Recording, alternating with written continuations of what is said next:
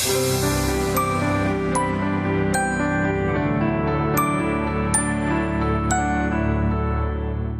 know God or don't really understand his system. So we're serving something that we think is God, but it's not really God. We're either serving a poverty God or a lottery God, right? Poverty God says, you know, I'm not supposed to be successful, I'm not supposed to have wealth, I'm supposed to be lowly and meek, and I'm just not supposed to accomplish anything in life. That's a poverty God. Lottery God says all I have to do is pray, right? Because I'm going to treat prayer like it's a craps when I'm gambling, right? I'm just going to pray, sit back, and let God handle the rest. That's a lottery God. I'm just going to put it on, I'm going to put, you know, snake eyes, and I'm going to put it on black, and I'm going to put it on, whatever we do, whatever games we play, we treat God like it's a lottery. And so what happens is, when things don't work out in our lives, what do? We blame our God. Isn't it interesting? In the Garden of Eden, God approaches Adam and Eve. He says, Adam, what happened? Adam blamed God. Eve, what happened? Eve blamed the devil. And as Christians, that's exactly what we do. We make God and the devil the scapegoat for all of our foolishness because we're hiding behind these powerful forces. And so what has happened is spiritual laziness has crept into our lives because we've made everyone else responsible for our own life rather than realizing that when God created us, he gave us everything that we need in order to accomplish things in the earth. Is that right? That's right. So as it relates to patterns, I want to share with you something that's really, really, really deep. Because when God creates something, it is said that order is the first law of heaven. That whenever God creates something, he creates them in patterns, in certain sequences, and you can begin to study aspects of God's creation, which gives you a better understanding of God. So some would say, you know, some would ask me, you know, if I wasn't a speaker or if I didn't really deal with relationships, what is it that I would want to be? And I would always say, I would love to be a scientist because I love studying how creation came about. Because when you study science, you're understanding better who God is. And even though scientists for so long have been atheists and tried to disprove God, the more you begin to study, the more you begin to prove the existence of God. Does that make sense? All right. So, as it relates to that, when God creates, a lot of times he creates in patterns. He creates in cycles. He creates in spirals. And there are 3 spirals that we can quickly identify. And I want to share these with you. Number 1, there's a type of spiral that you see that starts out as a small circle, works its way around, and gets bigger and bigger and bigger. Has anyone ever seen that spiral before? Yes. So if you can see this, pretty much the width between each layer is equal to the other, and it grows slowly over the course of time. That represents natural progression. That represents natural progression. So as you grow, everything around you grows simultaneously. So you don't necessarily notice the growth that you're going through because it's natural progression. In the earth, we have 4 seasons: winter, summer, spring, and fall. They each last for a number of months. We have years. We go from one year to the next year. When you turn 35, you may not look or feel any different than 36, but you're older. But you're growing. Your progression is natural. That's one type of a cycle. It's called a progressive growth. Progressive growth. Then you have another type of cycle or spiral that starts on the outside, big, and works itself in.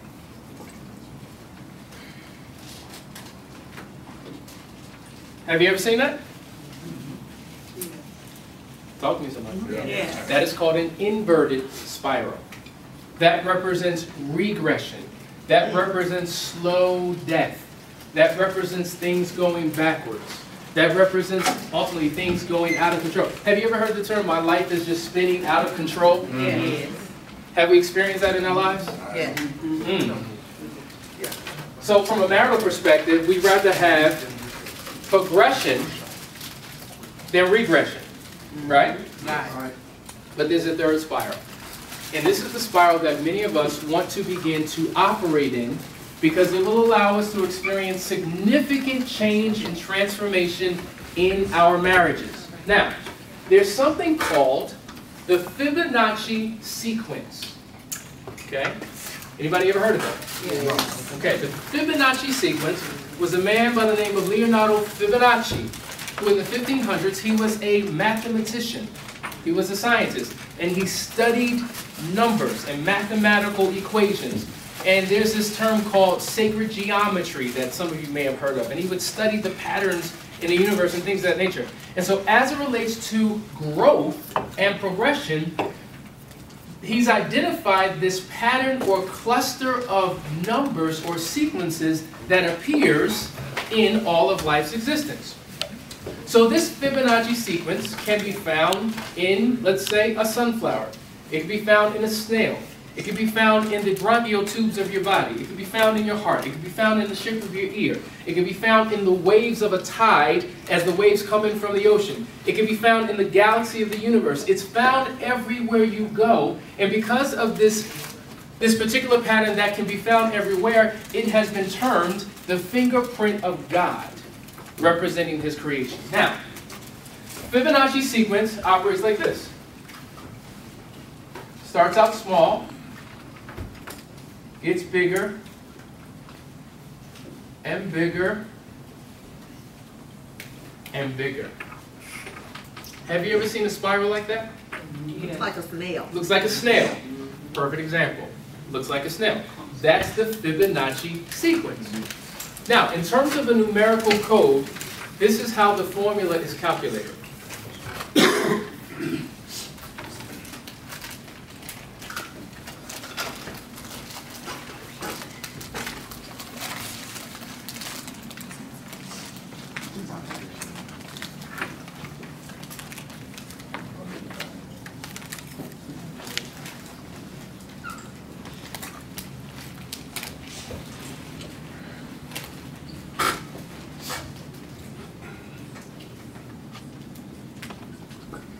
Do you see that?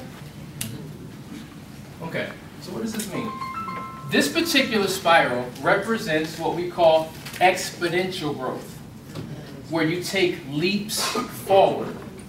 So from a mathematical equation, the way that this is calculated is, the first number is actually 0, but the first one in terms of this is 1. Okay? So 1 plus 1 is 2. Correct? Okay. So I'm at 2. In order for me to get to 3, in order for me to move forward, I've got to step back and add the number that came before it, and allows me to get to 3. I'm at 3. In order for me to get to 5, I got to step back, add the number that came before it to get to 5.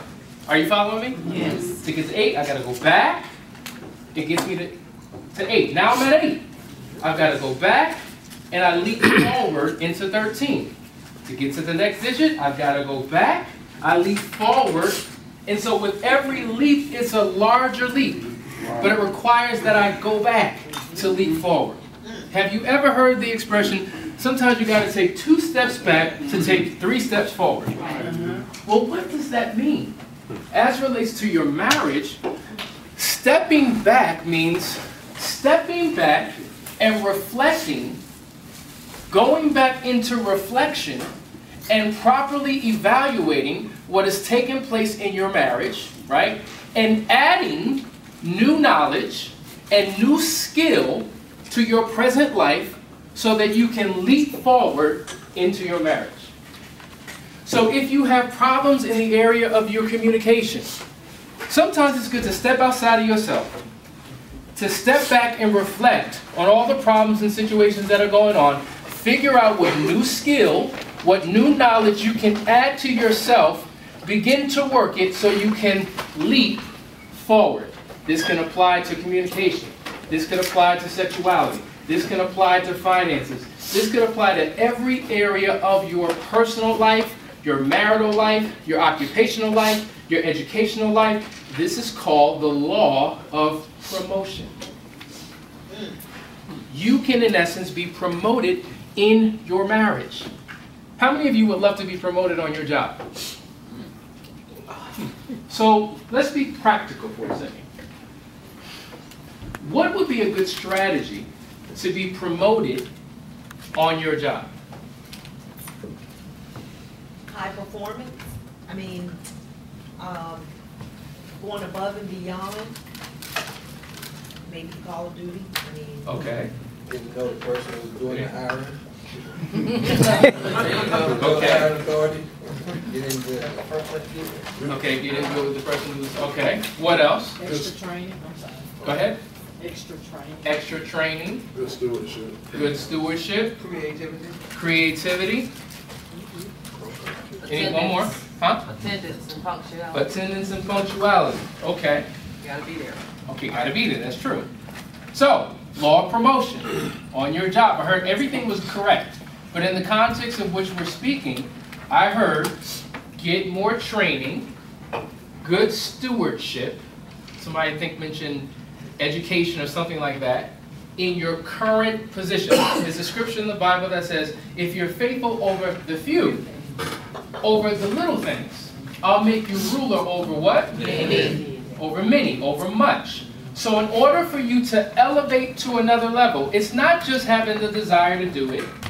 It's not just leaping forward and jumping into that position, because if you're not prepared for the position that you're going into, you won't be able to sustain yourself. So in essence, in order to move into a higher place, you have to become someone different in order to be able to function at that level. Does that make sense? Yes. So a lot of you may be, some of you may be in miserable marriages and you just want a better situation, or you just want to move on to another relationship because you think that if I just move on to something else, it'll just be different. But you're bringing your same broken self into that new relationship. Or you want something more within your existing relationship, but you bring your same hurt, broken self, trying to get to another level, but can't maintain it. So the key is stepping back, reflecting, adding a new skill, adding some more knowledge, becoming faithful over the level that you are on. God has given you what? A spouse, He's given you children, He's given you whatever He's given you. And when you prove yourself to be faithful over those things, being the best wife that you can be in your current situation, the best husband that you could be in your current situation, and when you've proved yourself on